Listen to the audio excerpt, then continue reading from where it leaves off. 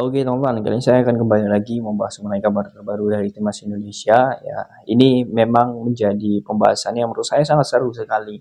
Karena requestan dari teman-teman ini membuat saya sebenarnya sangat penasaran juga.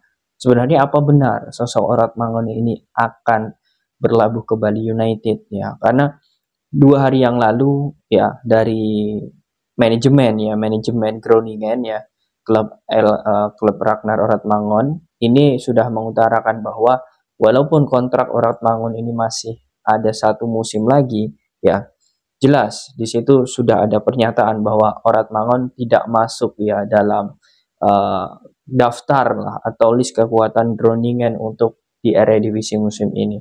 Ini artinya memang nasib Oratmangun bersama klubnya ya ini sepertinya juga tidak pasti, dan jelas juga bahwa di Fortuna Sittard ya, di klub yang meminjamkannya juga sudah mengatakan bahwa untuk Oratmangun tidak dipermanenkan. Artinya memang sosok Ragnar Oratmangun ini harus mencari klub baru.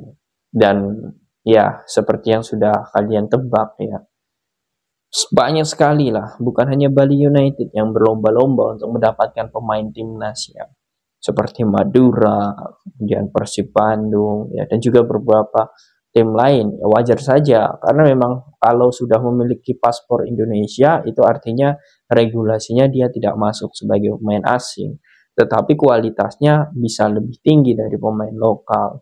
Artinya untuk mengangkat prestasi ini ada ditambah dengan gaji yang fantastis. Nah, ini yang menurut saya bisa saja menggiurkan para pemain-pemain keturunan untuk bergabung bersama klub lokal. Tetapi dari segi finansial, ya menurut saya ini bagus bagi pemain. Tetapi kalau untuk prospek timnas, nah ini yang menurut saya akan seru untuk dibahas. Jangan lupa untuk membangun channel ini ya. Silahkan kalian tekan tombol like, komen, juga subscribe serta tekan tombol loncengnya agar kalian selalu mendapatkan notifikasi dari video-video saya selanjutnya. Oke, kita langsung bahas terlebih dahulu ya. Ini sebagai bisa dibilang pembukaan di awal. Pemain-pemain lokal kita ya. Saya ambilkan contoh seperti Yanja Sayuri. Itu sudah terbongkar ya bahwa gajinya saat ini hampir mencapai 8 miliar. Sedangkan Oratmangun kalau kalian lihat ya saat ini masih 5 miliar. Bahkan saat ini market value-nya turun lagi. Nah, ini artinya memang menunjukkan bahwa ya level-level pemain seperti Justin, Ivar, kemudian Oratmangun, Strike itu masih kalah lah dengan Yance, kemudian Ricky Kambuaya. Itu dari segi market value-nya kalah lah, Egy Maulana, kalah sekali. Nah, jadi wajar jika memang banyak sekali klub yang mengiming-imingi hal itu ya, agar mereka bergabung kemudian juga nanti bisa market value-nya bisa tinggi. Nah, wajar hal itu. Ya, ini mungkin bisa juga seperti kasus Ezra Walian ketika awal datang ke PSM Makassar ya. Market value-nya tinggi, kemudian sekarang juga di Persib juga standar ya. Nah, ini menurut saya ya ini memang menjadi kebiasaan klub kita lah. Tetapi lagi-lagi seperti ini. Kita menurut saya ya ada 2 pemain yang menurut saya ini sangat bisa dibilang kalau bermain di timnas itu sangat berbeda jauh sekali. Ya, Oratmangun kalau dilihat dari pertandingan melawan Vietnam ya saat pertama kali debut sangat menjanjikan. Kemudian ketika dirinya menjadi bagian starter juga saat melawan Irak, itu juga sangat menjanjikan bagaimana dia mampu untuk menguasai bola lebih tenang, kemudian membuka ruang. Ini adalah sisi-sisi bagus dari Ragnar Ottmangun ya. Kemudian ketika saat melawan Filipina pun juga sama, ada beberapa peluang yang diciptakan oleh Oratmangun di situ. Artinya stabil.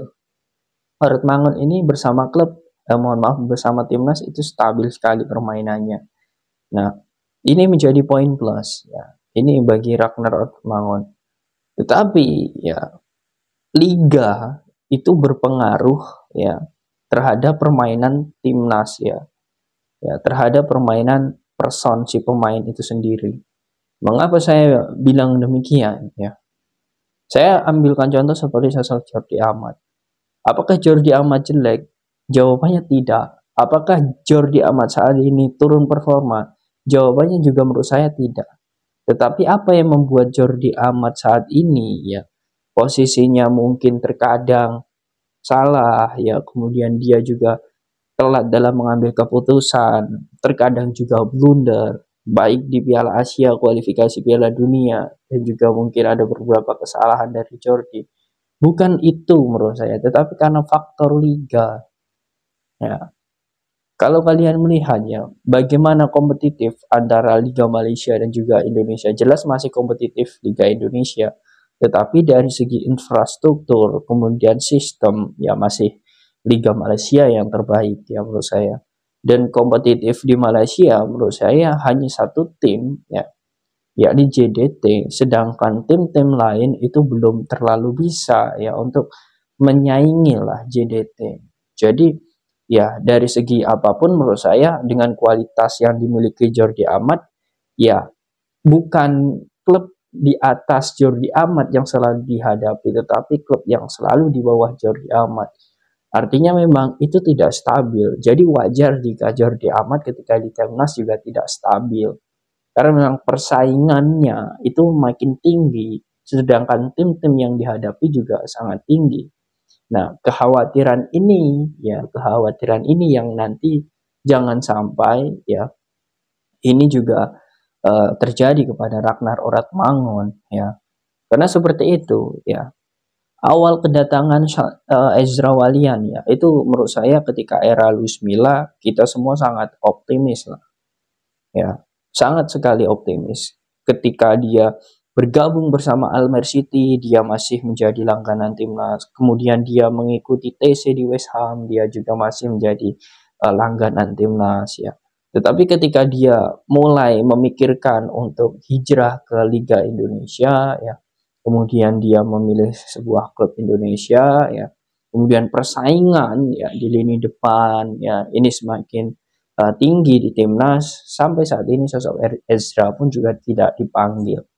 Artinya gini, kita tidak tahu ya, dan juga tidak ada yang memastikan masa atau fase para pemain itu di timnas sampai kapan.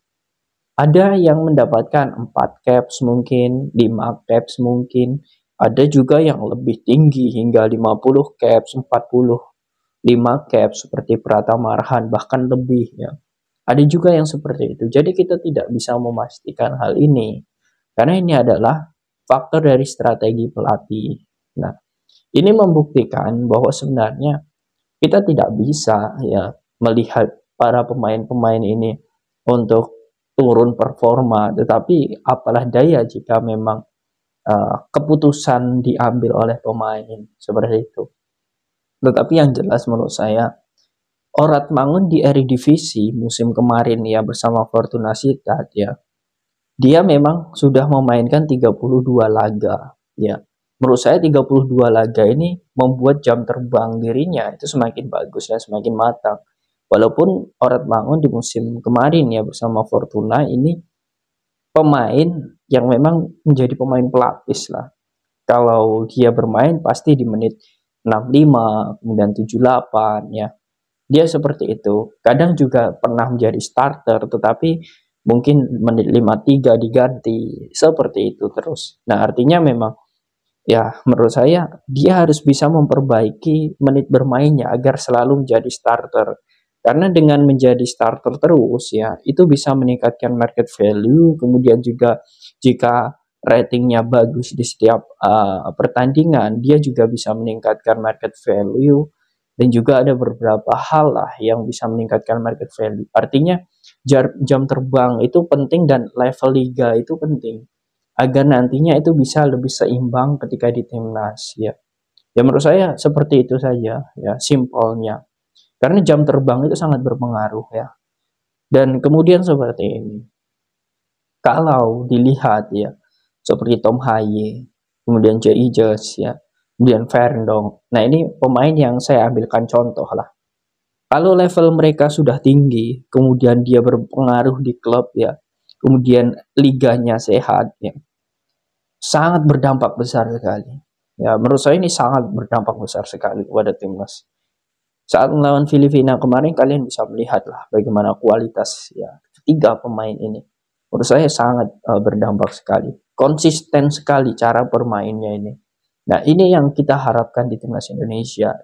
Jadi kalau misal ya semoga saja karena memang saat ini Ragnar Oratmangun ini belum pernah ya memberikan statement bahwa dirinya akan ke Liga Indonesia, tetapi dia pernah menyaksikan Bali United ya saat dia datang ke Indonesia, kemudian series ya Liga 1 series itu masih berlangsung, dia menyaksikan ya semoga saja itu karena dia sangat penasaran ya, bukan berarti dia ingin mendalami ya, bagaimana klub ini ya semoga saja. Tetapi kalau untuk mungkin ya untuk usia-usia dia nanti ketika sudah 35 ya dan dia mau menghabiskan karirnya di Liga Indonesia ya seperti Stefano Lillipali, menurut saya tidak masalah. Tapi selagi usianya masih relatif muda karena Mangun juga masih muda ya 26 tahun. Jadi menurut saya masih ada waktu lah bagi dirinya untuk terus berkarir di Eropa. Ya ini semoga saja ya kita doakan. Karena memang saat ini timnas Indonesia sangat membutuhkan level tinggi. Semoga saja Ragnar Oratmangun ini tidak tergiur lah dengan uh, market value mahal di Liga Indonesia. Nah, bagaimana menurut kalian teman-teman dengan apa yang sudah saya katakan tadi? Apakah kalian masih setuju jika Ragnar Oratmangun ini stay di Eropa? Silahkan kalian tulis di kolom komentar.